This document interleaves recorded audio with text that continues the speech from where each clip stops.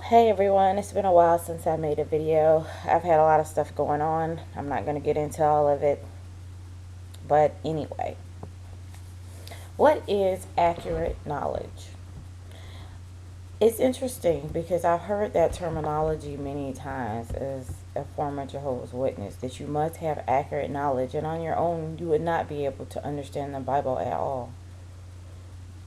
The word accurate, if you look that word up in the dictionary, it means free from error or defect, consistent with a standard, rule or model, precise or exact, careful or meticulous. From the Latin, it means carefully prepared, equivalent to, with care. It means true, unerring. At the same time, this word also means faithful representation describing the truth, showing a negligible or permissible deviation from standard. As an example, it lists accurate ruler, without error, precise. Um, so, my question today is Jehovah's Witnesses claim that you have to have an accurate knowledge of the Bible, um, and that can't be done without a watchtower or wake or any of the accompanying literature that's produced by the Watchtower Bible Tract Corporation. Okay, so if you claim to have accurate knowledge, which means to be without error, without defect, and true, why would you need the light to get brighter and brighter? From my understanding, the governing body receives, they are the direct channel from God for, and they're the direct channel from God. So he tells them what he wants us to know. And they in turn put that in the Watchtower Awake and any other accompanying literature. I don't understand the need for getting light getting brighter, because if God is perfect, his communications would only be perfect to those who receive them. So I don't understand why the light would get brighter and there would be mistakes that would be being made, because you're getting accurate information from Jehovah. And I don't think any Jehovah's Witness would refute that statement, that they get accurate information. So therefore, why the need to make change after change after change? It's many Jehovah's Witnesses that come on YouTube and they make comments about, apostates being liars, we lie about things. I don't have to lie about being molested by a Jehovah's Witness. I don't have to lie about the fear that I have every day of my life and anxiety that I have to deal with from that subsequent molestation. I don't have to lie about the other abuses that I suffered as a Jehovah's Witness child growing up with no choices. I don't have to lie about that. I don't have to lie about seeing people beat up in the parking lot of my Kingdom Hall. That's accurate and true. I don't have to lie about that. And I would love for a Jehovah's Witness to come on here and show me a scripture where my molestation was okay. The person that got beat up all the time was okay. It's not okay. They claim to have the least amount of molestations than any other religion. One molestation is too many. One is too many. Your organization is not perfect. However, you want us to look at your organization as the only way to God, and that they receive directions from Him. How is that possible when your organization is so flawed? Wouldn't you want to directly follow God alone? Why even worry with being a part of an organization? That's unnecessary.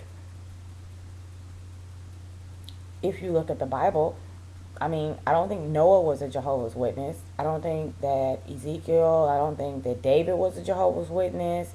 John, Peter, I don't even think there was that type of a printing organization available at that time. And I don't think that there was a need for that as well. I believe that if you truly believe in your God and He is perfect in your eyes, then He should be able to allow you to have whatever knowledge is necessary. And if you really feel like, apostates aren't telling the truth, you can simply research it for yourself. You don't have to take my word for it.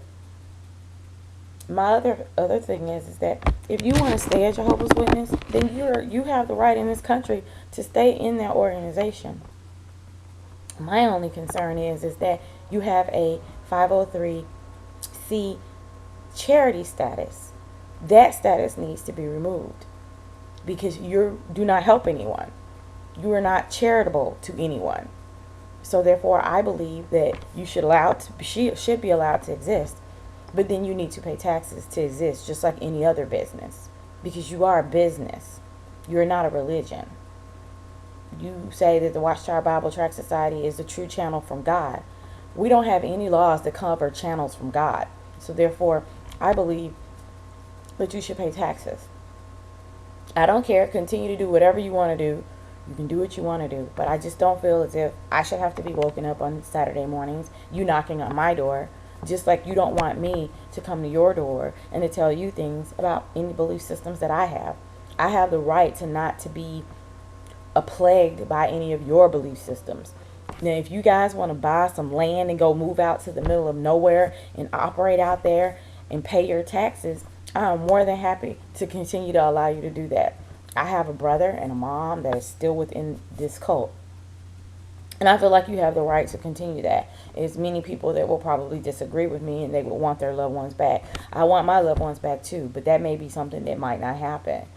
But my thing is I don't really feel like that you deserve to have any other converts. I don't feel like children should be exposed to this. Any adults that want to be a part of this, I think that's fine. But children don't have the opportunity to have the choice to be around pedophiles or other people. They don't have a choice. And I didn't have a choice as a child growing up from the exposures that I got. I didn't have that. And it's interesting to me that when I do videos and I do tell my opinion or how I feel about the Watchtower Bible Tract Society, I get comments from Jehovah's Witnesses. But I have videos that talk about my molestation, and I don't have one comment on there. I don't have any comment refuting the fact that I was molested. I don't have one comment on there. Why? Because you know that it's true. There's nothing you can do to refute that. So explain to me, too, about this whole new light situation. You used to have old light that said that if you were raped, you didn't scream, you were disfellowshipped. What if you were knocked out? What if you were, unconscious? It didn't matter. You were disfellowshipped. You were disfellowshipped. Now it came back, oh, okay, it's okay if you don't scream. I don't understand why you would need to make changes. You're in Jehovah's Clean organization. There are no changes that need to be made because you have accurate knowledge of the Bible. So everything that you're getting from the Watchtower Bible Tract Society should be accurate, true, and beyond with no errors. There should be no errors that are out there, right?